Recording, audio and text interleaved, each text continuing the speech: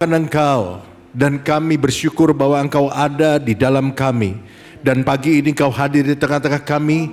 Engkau sedang mengurapi kami. Engkau sedang melakukan sesuatu yang tidak pernah bisa kami lakukan dengan kekuatan kami.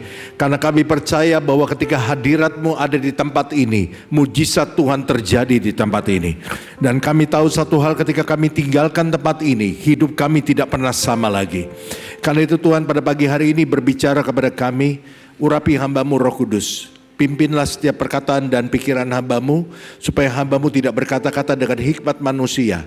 Hamba-Mu tidak mengandalkan kekuatan hamba-Mu sendiri, tetapi biarlah seluruh kebenaran itu berasal dari Engkau, yang tahu segala isi hati kami dan keadaan kami. Kami siap untuk mendengar firman-Mu, di dalam nama Yesus kami berdoa, dan kita yang siap dengar firman Tuhan berkata, amin, amin. Silakan duduk Bapak Ibu Saudara sekalian. Selamat pagi, shalom. Shalom, puji Tuhan. Terima kasih buat teman-teman semua yang sudah melayani. Kita kasih tepuk tangan buat mereka yang sudah melayani pada pagi hari ini, baik yang di depan maupun yang ada di belakang. Senang sekali ketemu dengan saudara pada hari ini.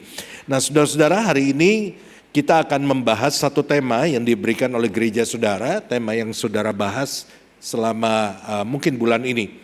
Dan minggu ini saya mendapatkan satu tema, yaitu The Valley of Refining. Saudara-saudara, The Valley of Refining itu artinya lembah pemurnian.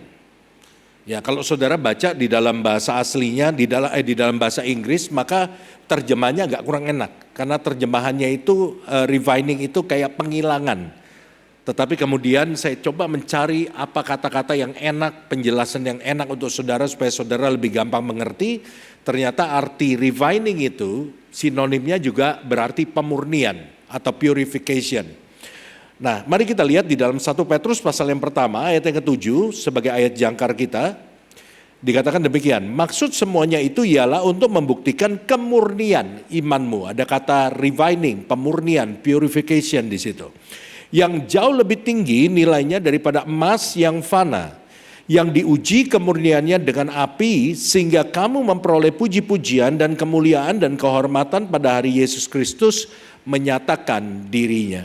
Saudara perhatikan di situ bahwa tanpa saudara sadari, Alkitab memberitahu kepada kita bahwa ada sesuatu yang nilainya lebih tinggi daripada harta. Dan kalau saudara membaca dengan teliti selama ayatnya masih ditampilin, saudara akan tahu bahwa Alkitab kasih tahu kita bahwa ada sesuatu yang lebih tinggi nilainya daripada harta, yaitu namanya adalah iman. Ya kan, dikatakan iman itu lebih tinggi nilainya daripada emas yang fana. Jadi kalau saudara merasa bahwa saudara memiliki emas yang banyak dan saudara merasa bahwa ini adalah harta yang tertinggi, ternyata Alkitab bilang salah. Bahwa harta yang lebih besar nilainya daripada emas, itu namanya iman. Kenapa iman itu menjadi sesuatu yang nilainya tinggi? Karena harta dunia itu bisa habis. Harta dunia saudara wariskan bisa habis. Tetapi iman, warisan iman itu akan berlangsung turun-temurun saudara. Nah, karena itu saudara, kalau saudara ingin mewarisi sesuatu kepada generasi berikut saudara, wariskanlah sesuatu yang tidak bisa habis. Dan salah satunya adalah iman. Nah, iman itu perlu diuji, kata Alkitab. Diuji dengan apa? Dengan api. Api ini bicara apa sih? Api ini bicara tentang pemurnian saudara. Api ini bicara tentang sesuatu yang gak enak.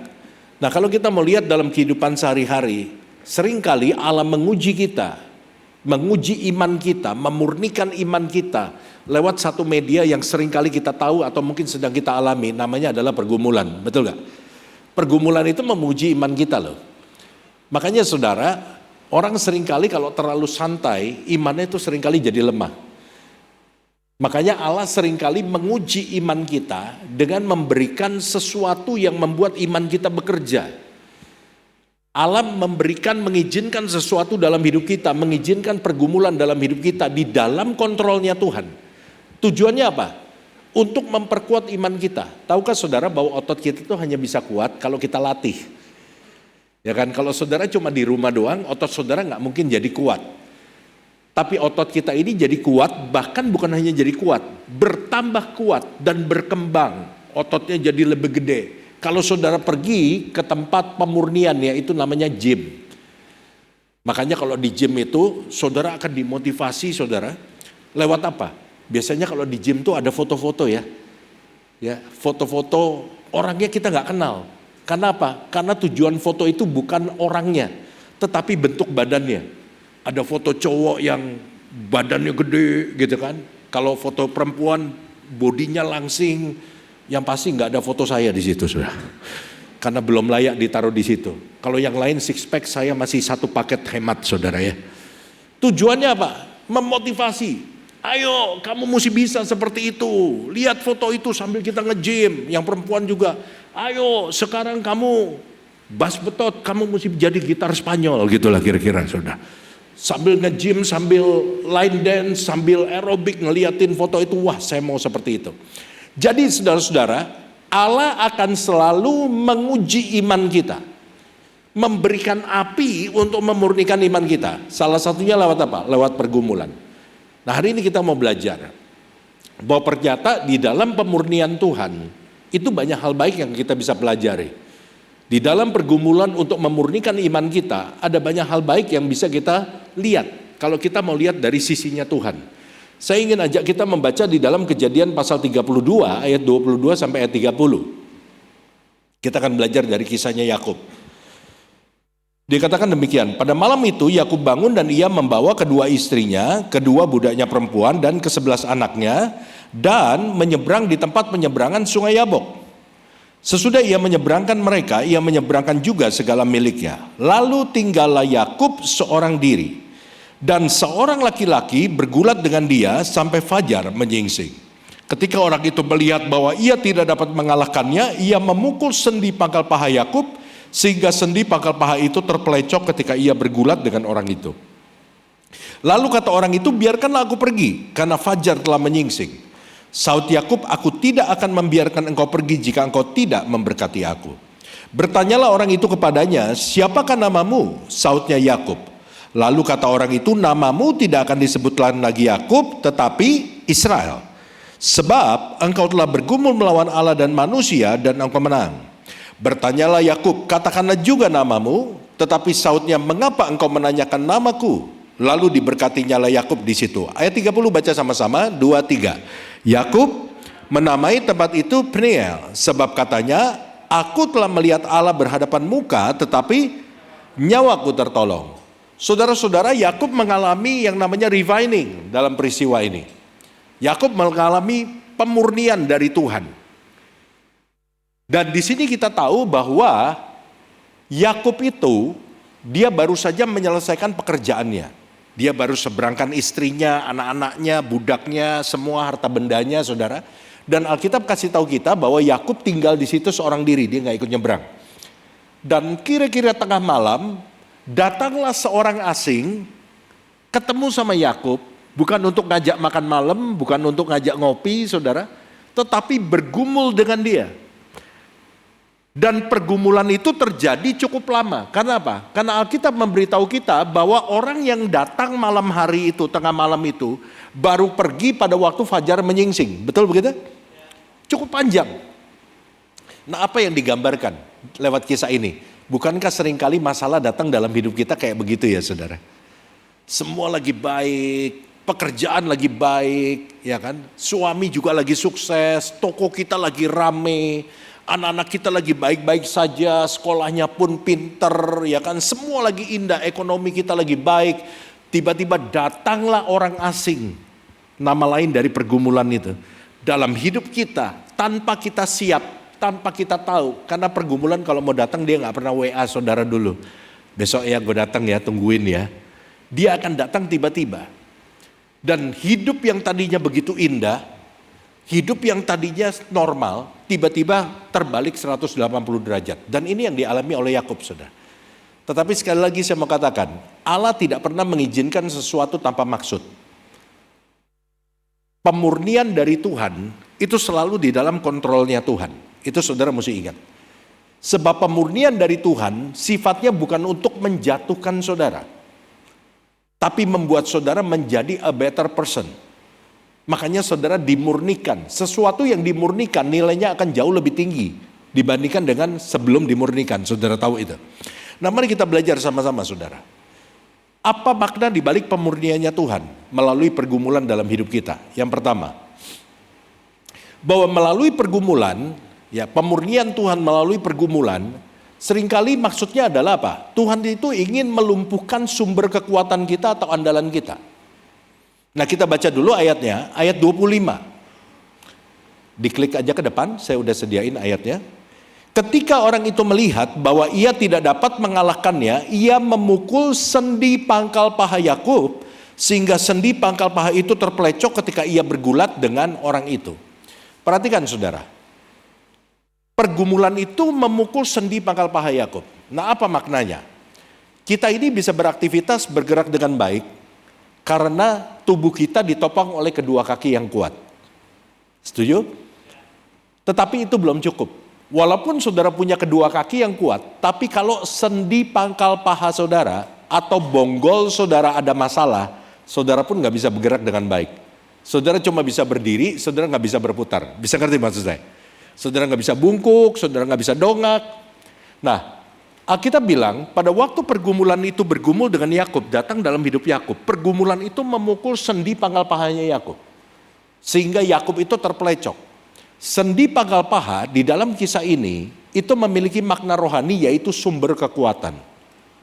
Seringkali Tuhan itu memakai pergumulan untuk menghancurkan apa yang menggantikan tempat Tuhan dalam hidup saudara. Kita seringkali gak sadar loh, bahwa Tuhan itu ternyata tidak lagi jadi tempat yang pertama. Tanpa kita sadari. Sekarang ini banyak orang jadi gak mau pelayanan. Kalau hari Minggu, gara-gara apa? Main pedal. Ayo. Ini mungkin ada bangku-bangku yang kosong, tadinya terisi karena jemaatnya main pedal. Tolong bilangin saya ngomong kayak begini hari ini. Pak Tejo, maaf saya gak bisa pelayanan ya Pak. Aduh kenapa, kamu sakit, ada masalah? Enggak Pak, saya baik-baik saja. Terus kenapa enggak pelayanan? Ada turnamen Pak. Turnamen apa? Pedal. Dulu waktu Covid turnamen pudel. Sekarang habis Covid pedal, mirip-mirip saudara. Ntar enggak tahu apa lagi, udel kali saudara ya. Banyak orang tanpa disadari menggantikan tempat Tuhan dengan sesuatu yang lain. Pak maaf Pak, saya nggak bisa pelayanan, kenapa? Saya mesti main golf Pak. Loh main golf kan bisa nanti-nanti, aduh Pak saya mau ketemu orang Pak, mau tender. Tuhan digantikan oleh yang namanya golf. Tuhan digantikan oleh yang namanya bisnis. Tuhan digantikan oleh yang namanya hobi. Tuhan digantikan oleh yang namanya uang. Tuhan digantikan oleh yang namanya apa? Kesukaan saudara. Hati-hati saudara. Dan terjadinya seringkali nggak sadar. Seringkali nggak sadar.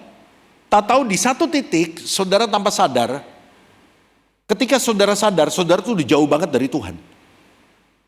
Berapa banyak orang nggak ke gereja gara-gara bisnis. Maaf Pak, saya buka toko, udah buka tokonya hari Senin sampai Sabtu aja. Aduh Bapak nggak tahu hari Minggu tuh paling rame Pak. Nggak ke gereja demi apa? Demi buka toko. Dan saudara nggak sadar bahwa saudara itu sedang menjauh dari Tuhan. Dan saudara sedang menggeser Tuhan dari posisi pertama. Dan ketika Tuhan melihat itu terjadi, karena Tuhan mengasihi saudara. Ya, sekali lagi, karena Tuhan mengasihi saudara, Tuhan akan pukul apa yang menggantikan tempat Tuhan dalam hidup saudara. Tuhan lihat, oh ini orang gak pelayanan gara-gara apa? Gara-gara bisnisnya. Bisnisnya dipukul sama Tuhan. Loh kok Pak Tuhan jahat? Bukan, justru Tuhan baik. Karena Tuhan tahu kalau kamu nggak ke gereja, nggak cari Tuhan, kamu ngutamain bisnis semua aja, nanti mati kamu masuk neraka. Dan Tuhan nggak mau. Karena Tuhan bilang dalam Alkitab, lebih baik engkau nggak punya semuanya, tapi kamu masuk sorga. Daripada engkau punya seluruh isi dunia, tapi jiwamu binasa. Ngerti? Tuhan lebih mengutamakan saudara dibandingkan apa yang ada dalam hidup saudara. Tuhan lebih mengasihi jiwa saudara dibandingkan dengan apa yang ada di dalam kehidupan saudara. Oh orang ini apa? Yang gantikan posisi saya dalam hidupnya apa? Oh sekarang orang ini gila-gilaan kerja. Gara-gara kerja gak ke gereja. Gara-gara kerja gak doa malam. Gara-gara kerja udah gak pernah pelayanan. Dihajar sama Tuhan pekerjaannya.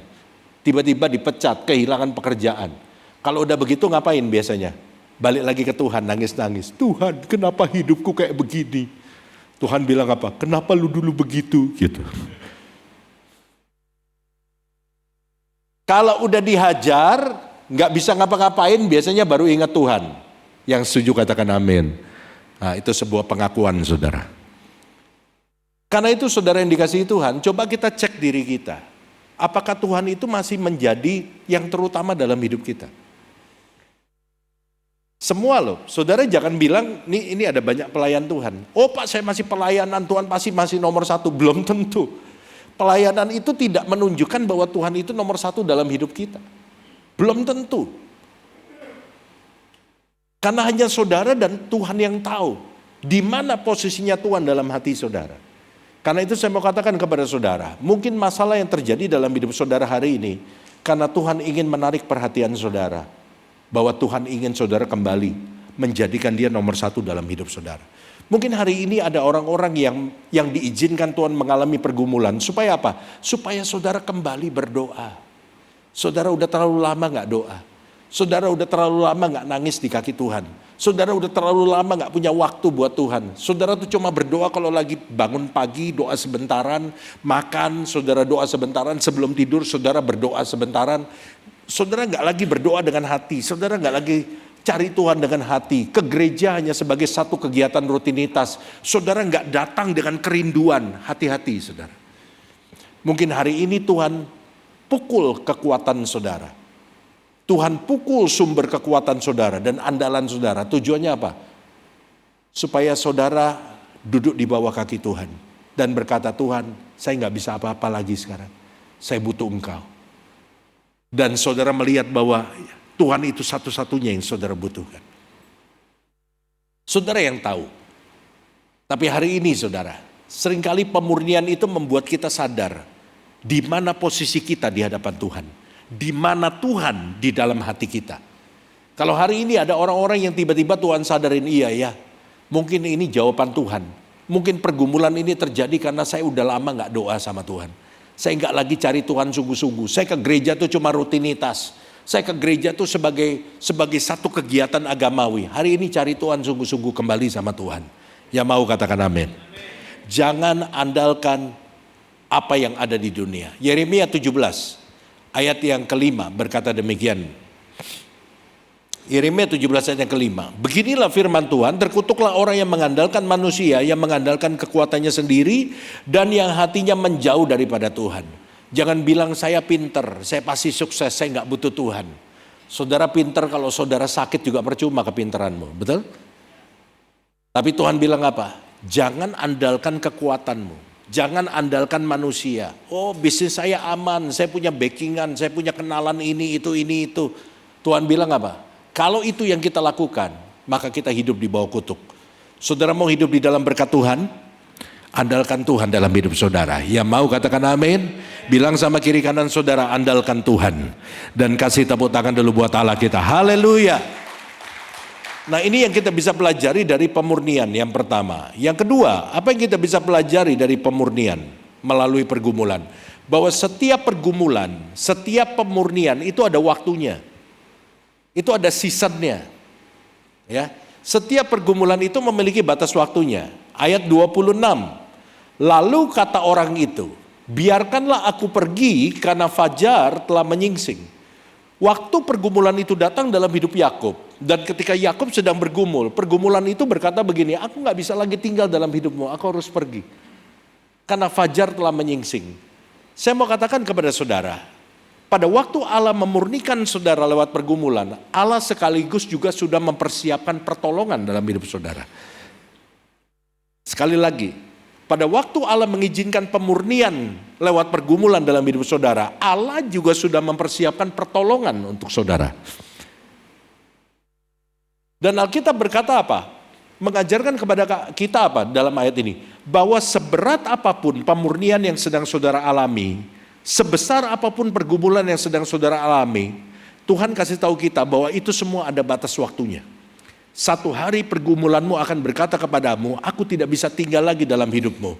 Aku harus pergi dari hidupmu. Sebab apa? Sebab engkau bertahan dan fajar telah menyingsing dalam hidupmu.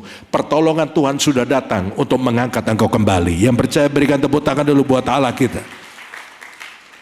Nah, saudara-saudara, orang yang sedang dalam pergumulan, pemurnian, itu sering saya gambarkan seperti orang yang sedang berada di sebuah pipa yang besar dan panjang.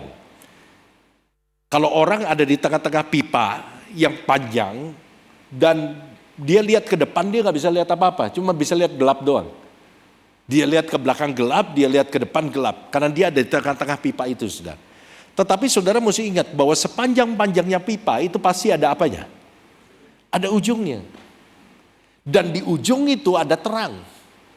Bagaimana orang yang di tengah pipa bisa sampai ke ujung itu? Tidak ada cara lain. Dia tidak boleh diam di tempat. Dia mesti tetap berjalan ke depan. Ketika dia tinggal 10 meter dari ujung pipa itu, dia akan melihat bahwa pipa itu tidak segelap sebelumnya. Betul? Waktu dia tinggal 3 meter, pipa itu makin terang. Waktu dia sampai di ujung pipa itu, dia melihat bahwa ternyata di pipa yang tadinya begitu gelap, ujungnya ada terang yang luar biasa. Terang itu bicara soal pertolongan Tuhan, terang itu bicara soal pemulihan, terang itu bicara soal promosi, terang itu bicara soal mujizat. Dan mungkin hari ini ada di antara saudara yang tinggal 3 meter dari ujung pipa persoalan saudara. Jangan berhenti di sini. Supaya Anda bisa mencapai ujung pipa itu dan melihat pertolongan Tuhan datang dalam hidup saudara. Mungkin hari ini ada orang-orang yang tinggal selangkah lagi, saudara akan menemukan ujung pipa itu. Jangan menyerah. Berjalan sampai di ujung pipa itu supaya Anda bisa melihat mujizat Tuhan dinyatakan dalam hidup saudara. Jangan menyerah dengan hidupmu sebab Allah tidak pernah menyerah dengan hidup Anda. Jangan menyerah dengan hidupmu sebab di balik layar Allah tidak pernah menyerah dan terus berusaha dan terus bekerja merencanakan sesuatu yang baik buat kehidupan kita yang mengasihi Dia. Nah, seorang hamba Tuhan yang namanya Robert Schuller, dia menceritakan tentang petani kentang, saudara, di Amerika. Petani kentang di Amerika itu punya kisah yang unik. Kalau kentang-kentangnya udah panen, petani ini akan masukin semua kentangnya ke dalam bak truk untuk bawa kentang itu ke pasar.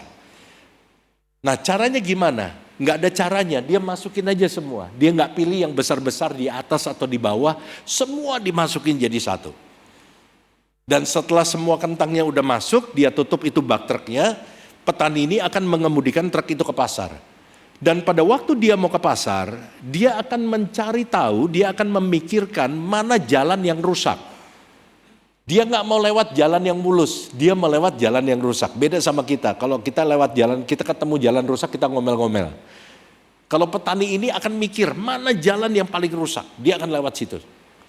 Begitu sampai di pasar, ketika bak truk itu dibuka, maka sesuatu yang unik terjadi. Apa yang terjadi? Sebagian besar kentang-kentang itu sudah tersusun sendiri, saudara. Menurut saudara, tolong dijawab, kentang yang besar ada di atas apa ada di bawah? Iya, selalu ada dua sih. Ada di atas, ada di bawah. Saya nggak pernah ketemu satu suara bulat gitu, kena urapan Roh Kudus gitu. Nggak pernah, selalu ada dua. Ada yang bilang di atas, ada yang bilang di bawah. Yang tepat adalah ada di atas. Kenapa? Karena pada waktu lewat kentang yang kecil itu ada di bawah. Pada waktu lewat jalan yang rusak kan terjadi goncangan. Goncangan itu menyebabkan rongga. Jadi kentang yang kecil yang adanya di atas, waktu dia goncang-goncang kan ada ruang. Dia akan nyusut ke bawah. Sehingga pada waktu sampai di pasar, sebagian besar kentang-kentang kecil itu ada di bawah, sebagian besar kentang-kentang besar itu ada di atas.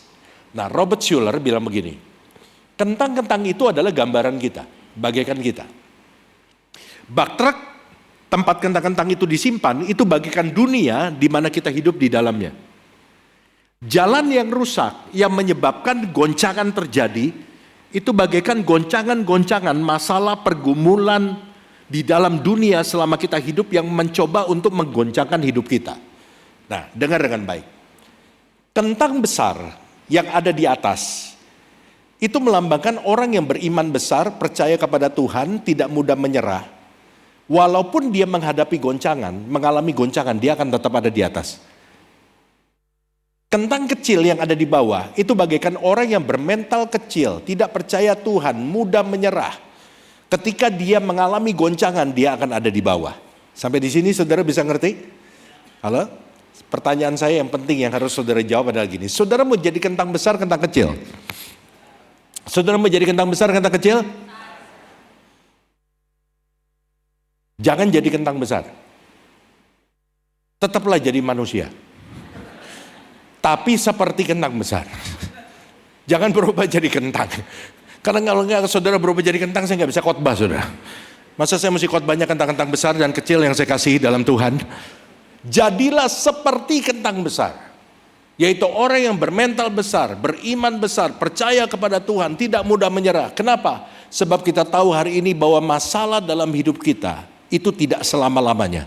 Setiap pemurnian itu ada waktunya. Setiap pergumulan dalam hidup saudara, besar ataupun kecil, itu ada waktunya. Satu hari ketika saudara bertahan, saudara tetap percaya kepada Tuhan seperti kentang besar, pergumulan itu akan berkata, aku harus pergi dari hidupmu, sebab aku tidak bisa mengalahkan engkau. Dan pertolongan Tuhan, pemulihan Tuhan sudah tersedia bagi hidup saudara. Yang percaya berikan tepuk tangan buat Allah kita. Yang ketiga, apa yang kita bisa pelajari dari pemurnian Tuhan melalui pergumulan? Bahwa setiap pemurnian, setiap pergumulan, ya, itu akan membawa perubahan dalam hidup kita. Memang itu tujuannya Tuhan. Tujuan daripada refining itu adalah merubah kita. Nah, coba kita lihat ayat 27 dan 28. Bertanyalah orang itu kepadanya, siapakah namamu? Sautnya Yakub. Perhatikan ayat 28. Lalu kata orang itu, namamu tidak akan disebutkan lagi Yakub, tetapi siapa? Israel. Berubah gak saudara? Berubah. Sebab engkau telah bergumul melawan Allah dan manusia dan engkau menang. Nah saudara-saudara, seperti kita tahu bahwa arti nama Yakub dalam tokoh ini artinya kurang bagus ya. Artinya apa saudara? Penipu. Dan memang kalau kita baca kisahnya Yakub, memang pasti namanya ya. Namanya penipu artinya dan kerjanya nipu. Dia tipu bapaknya, betul kan? Dia tipu kakaknya. Kemudian dia tipu omnya yang juga mertuanya kan. Laban, bukan lakban saudara ya. Ini kebiasaan punya toko jadi lakban. Udah goban gua aja deh gitu saudara. Ini nggak bisa ditawar nih nama orang nih, Laban. Ditipu sama Yakub saudara. Tetapi Alkitab bilang apa? Di dalam ayat 28. Namamu tidak akan penipu lagi. Tidak akan Yakub lagi. Namamu akan ganti jadi Israel. Yakub artinya penipu. Jelek. Dan nggak ada orang tua di sini yang mau kasih nama anaknya dengan arti yang negatif. Diganti sama Tuhan jadi Israel. Israel itu artinya apa? Salah satu arti Israel adalah the Prince of God, pangeran Allah. Dari orang yang arti namanya tuh rendahan banget, negatif banget, tiba-tiba berubah menjadi seseorang dengan arti nama yang begitu mulia. Bukan pangeran dunia, bukan pangeran kerajaan, pangerannya Allah. Gambaran apa ini? Gambaran Tuhan itu merubah hidup Yakub sehingga Yakub itu mengalami lompatan yang sangat hebat. Perubahan yang menjadi semakin lebih baik. Dan saya percaya bahwa kita semua kepingin berubah lebih baik. Kita kepingin mengalami lompatan. Kita kepingin hidup kita lebih maju. Kita kepingin yang namanya promosi. Seperti Yakub, dari Yakub jadi Israel itu kita semua mau. Tetapi yang seringkali kita nggak mau adalah kebenarannya. Kebenarannya apa? Bahwa Tuhan merubah Yakub. Kalau saudara baca ayat ini, kisah ini, di mana Tuhan merubah Yakub? Tuhan merubah Yakub lewat satu media namanya pergumulan. Betul gak? Pergumulan itu menjadi tempat, menjadi alatnya Tuhan untuk merubah Yakub jadi Israel. So hari ini saya mau katakan kepada saudara, saudara mau percaya atau tidak, saudara mau tahu atau tidak, itu gak masalah buat saya. Tapi kebenarannya adalah pergumulan akan merubah saudara. Ketidakpercayaan saudara terhadap perkataan saya tidak akan merubah realita ini. Bahwa pergumulan masalah saudara pasti akan merubah saudara. Pasti. Saudara mau percaya mau tidak. Tapi saya mau katakan pasti merubah saudara. Perubahannya seperti apa? Nah ini yang penting. Oh masalah saya akan merubah saya dari Yakub jadi Israel. Belum tentu. Perubahannya tuh bisa dua. Saudara bisa menjadi lebih baik. Seperti Yakub jadi Israel, saudara bisa menjadi lebih buruk. Itu perubahannya dua yang terjadi. Kalau gitu ada faktor yang menentukan perubahan ini dong Pak. Ada. Faktornya adalah apa? Faktornya adalah respon. Respon saudara ketika saudara mengalami pergumulan, itu yang akan menentukan perubahan seperti apa yang akan saudara lihat di depan saudara. Jadi nggak serta-merta, oh saya pasti berubah dari Yakub jadi Israel. Wah begitu ada masalah saya pasti berubah dari Yakub jadi, belum tentu. Perubahan itu bukan ditentukan oleh Tuhan. Perubahan itu ditentukan oleh respon saudara ketika saudara menjalani pergumulan itu. Saya kasih tahu begini supaya lebih jelas ya. Ini wajah-wajah belum makan pagi ini. Memang agak berat khotbah pagi ini. Waktu saudara mengalami pergumulan, engkau memberikan respon yang benar. Apa respon yang benar? Engkau tetap percaya kepada Tuhan. Engkau tidak mengeluh sama Tuhan. Seperti Yusuf. Yusuf itu banyak sekali saudara pemurniannya. Tapi responnya selalu benar. Dia dipenjara, dia difitnah, dia dimasukin ke sumur. Tapi Yusuf tidak pernah memberikan respon yang salah. Pada akhirnya Yusuf diangkat oleh Tuhan. Respon yang benar akan membuat Tuhan mengangkat engkau. Dari Yakub jadi Israel, tapi respon yang salah akan membuat saudara menjadi pribadi yang jauh lebih buruk daripada sebelumnya. So perubahan apa yang akan saudara lihat di dalam hidup saudara ketika mengalami pergumulan itu sangat ditentukan oleh bagaimana saudara meresponi pergumulan itu.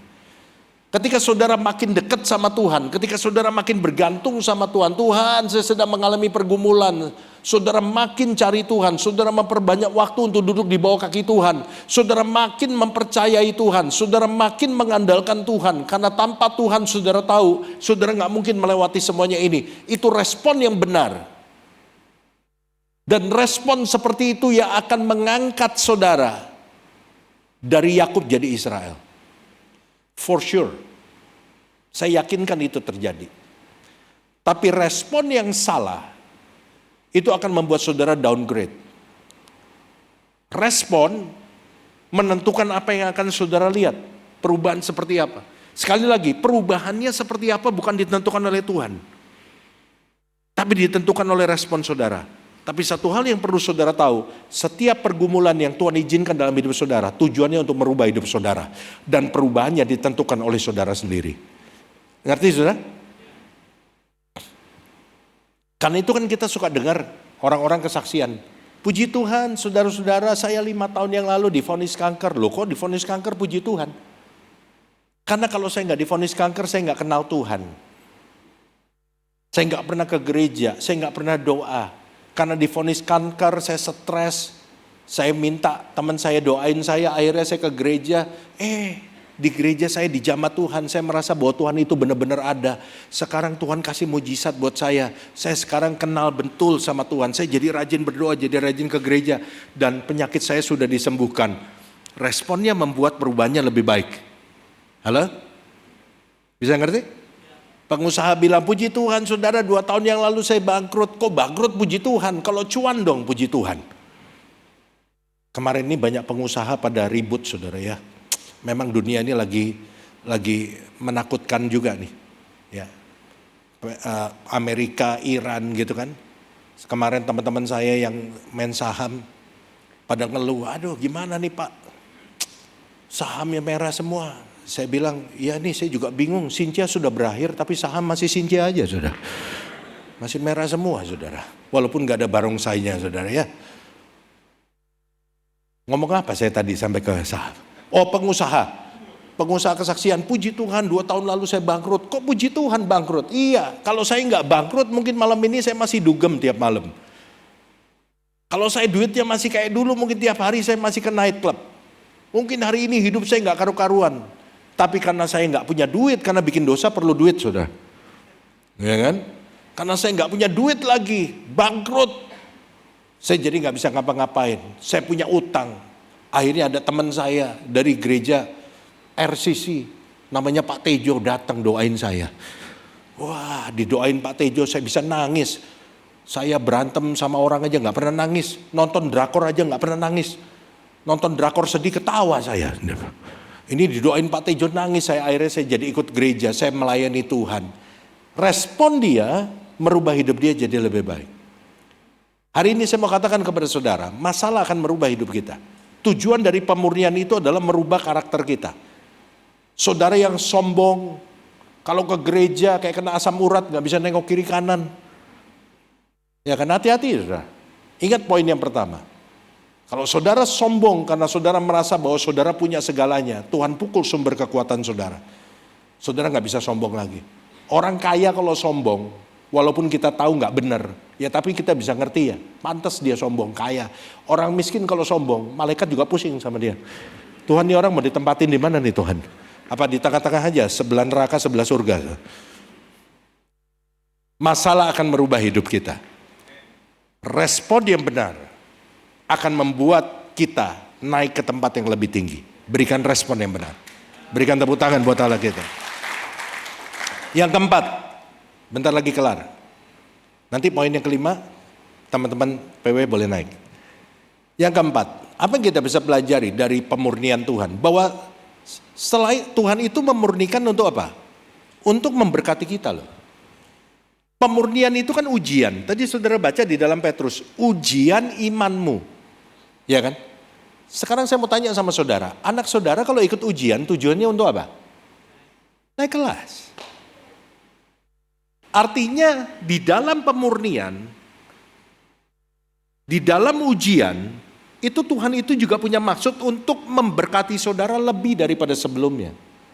Nah kita tuh kan seringkali ngelihat, wah masalah ini sebagai masalah. Ternyata enggak, kalau kita mau pelajarin bahwa masalah atau ujian, pemurnian itu tujuannya apa? Untuk menaikkan saudara ke kelas yang lebih tinggi. Tapi ada syaratnya, syaratnya apa? Ya saudara mesti lulus dong. Kalau saudara nggak lulus naik kelas itu nembak namanya. Saya mau bilang sama saudara-saudara yang jomblo, kalau di Surabaya saudara belum ada yang nembak, pergi ke Israel, banyak yang nembak.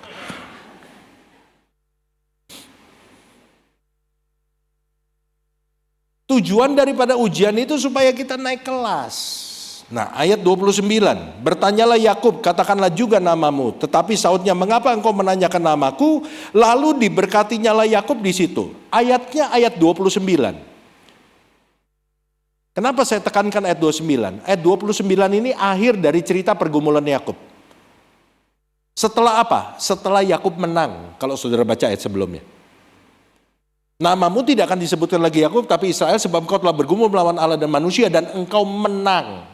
Baru kemudian ayat 29, Tuhan memberkati Yakub. Jadi syarat untuk kita diberkati, syarat untuk kita naik kelas dalam ujian itu, saudara harus menang. Ya. Prinsipnya Tuhan sederhana, setiap kemenangan akan mendapatkan reward. Dan prinsipnya Tuhan ini, prinsip Alkitab itu ternyata banyak ditiru sama dunia. Sekarang kalau saudara kerja di asuransi, saudara mencapai target tertentu, saudara menang, dapat reward, ya kan? Jalan-jalan ke Seoul, kemana gitu kan. Nah banyak restoran-restoran tuh niru prinsipnya Tuhan. Makanan-makanan restoran cepat saji. Menangkan pergumulan ini, sebab refining, Alkitab bilang di ayat yang pertama, kalau saudara tadi baca ayat awal kita, ujian terhadap imanmu. Dan kata ujian selalu mengacu kepada kenaikan level. Artinya saudara tahu bahwa ketika saudara memenangkan ujian yang sedang saudara alami hari ini, percayalah ada sesuatu yang lebih besar menanti di depan. Tapi kalau saudara nggak melulus ujian, saudara nggak akan naik kelas. Tapi ketika saudara lulus ujian, Tuhan tidak akan menunda apa yang memang harus diberikan kepada saudara sesuai dengan level saudara. So kalau saudara kepengen promosi, menangkan ujian ini. Dan yang kelima yang terakhir. Pergumulan di dalam refining, di dalam pemurnian, itu adalah kesempatan kita untuk melihat Tuhan. Ini yang kelima. Pergumulan membuat kita melihat Tuhan. Ayat yang ke-30. Multimedianya bisa tolong diklik. Ayat yang ke-30, saya bacakan aja buat saudara. Saudara dengarkan. Yakub menamai tempat itu Peniel. Sebab katanya, aku telah melihat Allah berhadapan muka, tetapi nyawaku tertolong. Ternyata di dalam masa pemurnian, Tuhan itu ada di situ loh buat kita. Pemurnian itu rupanya, di sini kita tahu nih, dengar dengan baik. Pemurnian itu rupanya satu wadah yang dipakai Tuhan untuk Tuhan itu bertemu dengan kita. Karena Yakub bilang apa? Aku telah melihat Tuhan. Pertanyaan saya buat saudara, tolong dijawab. Di mana Yakub melihat Tuhan? Dalam situasi apa Yakub melihat Tuhan? Ayat 30 ini kan kesaksian daripada apa yang dia alami sebelumnya dong. Ya kan? Bisa ngerti gak saudara? Ayat 30 ini ayat terakhir kan. Setelah Yakub mengalami semuanya itu, dia bersaksi, aku telah melihat Tuhan. Kapan Yakub melihat Tuhan? Ya di peristiwa sebelumnya. Peristiwa sebelumnya apa? Waktu Yakub lagi bergumul, betul gak? Halo, masih bisa nangkep wajah-wajah lapar? Yang penuh pengharapan saya cepat selesai. Masih bisa nangkep? Aku telah melihat Tuhan. Itu kesaksiannya Yakub. Lah kalau kita tanya, di mana kamu melihat Tuhan? Itu tadi barusan. Di mana? Waktu saya lagi bergumul. Artinya di sini Tuhan ingin kasih tahu bahwa pergumulan itu, pemurnian itu adalah wadah yang Tuhan pakai untuk supaya saudara bisa melihat Tuhan. Melihat Tuhan itu artinya apa sih? Mengalami Tuhan. Kenapa mesti lewat pergumulan Pak untuk mengalami Tuhan? Karena tidak ada mujizat tanpa didahului oleh sebuah pergumulan. Masalah itu selalu mendahului mujizat. Bener dong? Halo? Saudara mesti sakit dulu baru bisa bilang sembuh dong. Saudara gak bisa kesaksian, haleluya saya sembuh. Jemaat tanya, Ibu Lilik nanya, sakit apa Bu? Enggak, saya gak sakit. Nah itu lagi sakit. Sakit mental itu saudara. Kamu gak kenapa-napa kok kamu bilang kamu sembuh. Kamu gak sakit apa-apa. Anda mesti sakit dulu baru bisa bilang Anda sembuh. Anda mesti dapat masalah dulu baru Anda mengalami mujizat. Anda mesti bangkrut dulu baru bisa bersaksi Anda mengalami pemulihan. So dari sini kita tahu bahwa Tuhan ada di dalam setiap masalah saudara. Karena Alkitab bilang apa? Tuhan itu dekat dengan orang yang hancur hatinya. Siapa sih orang yang hancur hati? Orang yang lagi suka cita? Bukan. Orang yang lagi senang? Enggak. Orang yang hancur hati itu orang yang lagi ada masalah. Dan mungkin orang itu adalah saudara. Tapi berita baiknya adalah ternyata Tuhan ada di situ. Manfaatkan kedekatan itu untuk mengalami Tuhan dalam hidup saudara. Tuhan itu bukan untuk dipelajari. Bukan hanya untuk dipelajari, tapi Tuhan itu untuk dialami. Ingat, kalau Anda hanya belajar firman, Anda akan jadi ahli Taurat. Anda belajar firman aja, tapi gak punya pengalaman, Anda akan jadi ahli Taurat orang Farisi. Tapi kalau Anda ngeroh terus, Anda akan jadi sesat. Karena ngeroh itu mesti ada dasarnya, betul gak? Gak boleh melenceng dari firman Tuhan. Anda akan jadi orang Kristen yang emosional, kalau Anda ngeroh terus. Tapi kalau Anda bertumbuh dalam pengenalan firman Tuhan, ditambah pengalaman firman itu jadi pengalaman rohani, ngeroh, Anda akan jadi orang Kristen yang bertumbuh. Jadi gak bisa satu aja. Cara kita mengalami Tuhan, pengalaman rohani gimana? Salah satunya lewat pergumulan. Jadi manfaatkan ini, pemurnian ini, untuk mengalami Tuhan. Untuk melihat kuasanya. Pergumulan adalah kendaraan yang membawa kita ke satu tempat yang namanya mujizat. Selamat menikmati masalah saudara. Selamat menikmati pemurnian saudara. Dan saya berdoa supaya semua di sini menjadi pemenang dalam ujian itu. Tuhan Yesus memberkati kita semua.